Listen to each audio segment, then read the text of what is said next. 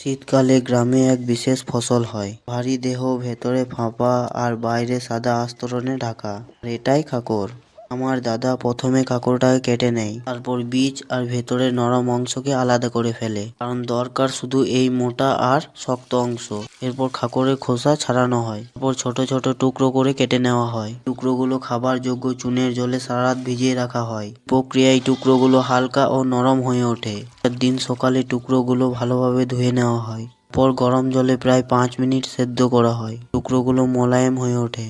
জায়গায় এ প্রথা কেবল উৎসব বা বিয়ের সময় পালন করা হয়।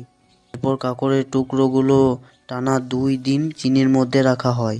চিনির সঙ্গে মিশিয়ে টুকরোগুলো হালকা, স্বচ্ছ আর মিষ্টি হয়ে ওঠে। ধাপে এগুলো কড়াইতে দিয়ে দেওয়া হয়, এর সাথে ধীরে ধীরে জাল দেওয়া হয়। শুকিয়ে আসে, কাঁকরের টুকরোগুলো হয়ে ওঠে শক্ত আর টান টান। এই তৈরি হয় কাঁকর থেকে বানানো